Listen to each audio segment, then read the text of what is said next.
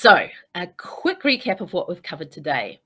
First up, we know that balance can feel like a real challenge, particularly if you're a parent and you're working and you've got other things that you're juggling. For many working mums, it can feel like we're rushing from one thing to the next all the time. And a lot of working mums believe that having a balanced life is just simply not possible at that stage of life.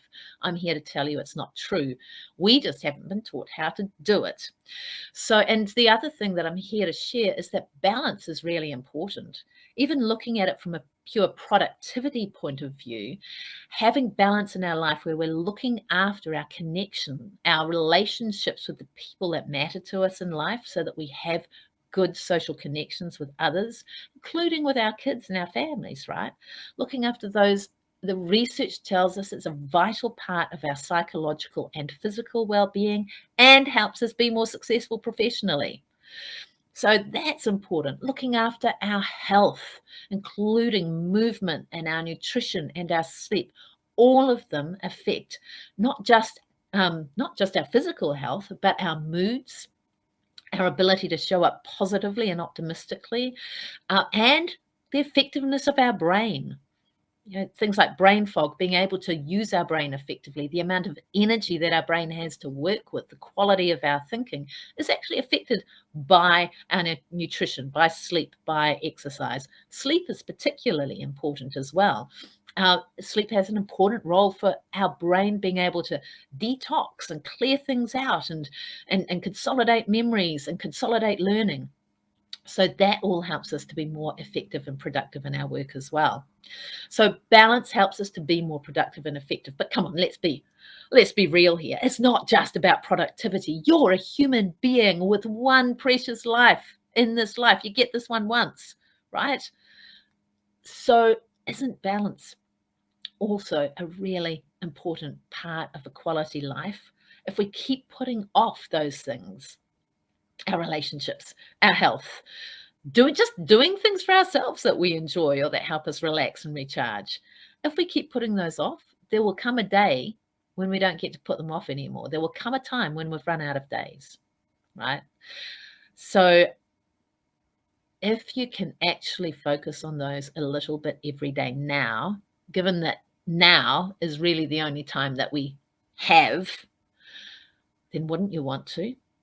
And it is possible. So the 5 tips that I shared with you today, I'm just going to go over them very quickly.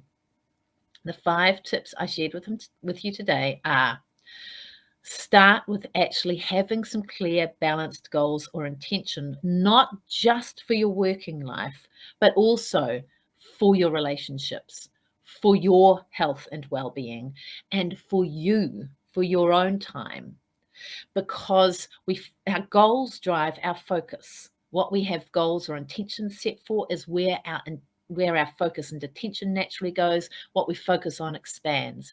If we have goals for some areas of our life and not others, we are setting ourselves up for imbalance, right?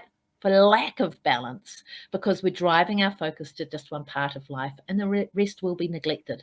So a balanced set of goals is really important. Balanced goals create the momentum, the structure for a balanced life. The next tip is baby steps, taking just small baby steps that move you towards balance each day. And they can be really tiny. You can do something towards each of those 4 areas of your life every day, no matter how busy you are. Just use your imagination and think, what is a really small baby step in this part of my life that I can do? There are things we can do that take very little time. As I've already shared. So baby steps really is the key to anything in life. Everything is just made up of a series of baby steps. So think, what are the baby steps I can do in the next 24 hours towards my health and well-being, my relationships, doing something for me, as well as my business? Balancing being and doing. We live in a culture of hustle where there's a lot of, we've got to be doing all of the time to be successful. But where that drives us is we're doing a lot of busy work that's not moving us forward, but is taking a lot of our energy. So my encouragement to you is step back and look for a balance between being and doing. If we put being first, we're much more likely to focus on doing the things that are actually going to move us forward instead of expending our focus and energy on things that are either irrelevant or distractions or even moving us away from the life that we want to create. What do I mean by doing? I mean stepping away from action, taking a pause, taking a break. It can be as simple as just doing nothing for a bit. Doing a nothing is actually very, very productive. Letting your mind wander is fantastic for innovation, for creative thinking, for accessing parts of your brain that we're unable to access when we're in doing mode. Many people get their best ideas at that time. Might be as simple as lying on the couch, not watching Netflix, just doing nothing. Might be having a power nap, might be meditating, might be just going for a walk and letting your mind wander. Whatever works for you. But being is about letting our mind wander or actually focusing on being present in the now. Either of them are great ways to practice being. Being in the now, there's lots of stuff in the internet about the power of now. But when we bring our focus and attention into the present moment and truly appreciate it, you open yourself up to letting in a whole lot of awarenesses that you wouldn't otherwise have. So balancing being and doing a bit of each day, you'll find that transforms your life and gives you a lot more balance. Number 4 is communication. A lot of us feel uncomfortable or unsafe about letting help in. There's a reason why we evolved in tribes. We're not supposed to do it all alone. We're not designed to do it all alone. It's not efficient for us to do it all alone.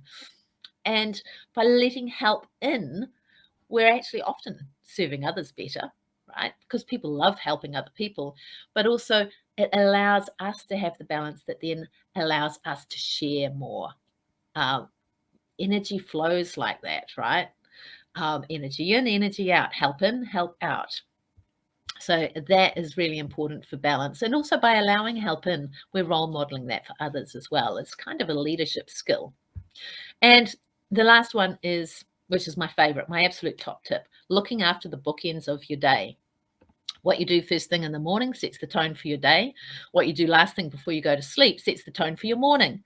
So by looking after and having some practices around how we go to sleep and what's on our mind before we go to sleep, because that is going to be what's percolating while we're sleeping. And then in the morning, having some routines or practices around how we're going to set the tone for our day, a little morning routine. Just doing those two things, the evening bookend and the morning bookend, can be massively transformative for your life, because that sets the tone for your day, and your life is just a bunch of days tacked together. So looking after the bookends of your day is what sets the quality of your entire life. And it might mean being creative. It might mean being innovative. It does not have to be big stuff. It can be something that, I mean, when I started creating a morning routine for myself, it was 5 minutes because I believed that's all I had. And it's amazing once you start making that investment in yourself, how much more time you find you have, right? So those are my top tips. Balance goals, baby steps, balancing being and doing, communicating and asking for help, and look after those bookends of your day, because they create the tone for the entire quality of your whole life. All right? I'm not exaggerating. Sounds like it, but I'm not. All right. I hope that has been helpful. As always, just again, I have show notes available if you'd like to read back over. I know I've covered a lot, so comment notes below to receive today's show notes. Thank you so much for joining me. Do drop and let me know if you're watching live or on the replay, or where you're watching from. And next week, I am going to be putting a video out at the same time next week. And what we're going to be focusing on is one of those bookends. I'm going to share with you some top things you can do to create a morning routine, even if you feel you don't have time. So looking forward to sharing that with you. Have an awesome day. Thank you so much for joining me. That's me, Anna McKinley, helping entrepreneurial mums to be able to accomplish more in less time, have a balanced quality life, and create a life that you love so you can thrive in your business as a parent and as a human being, because you are worth it. Thanks so much, and I will see you next time.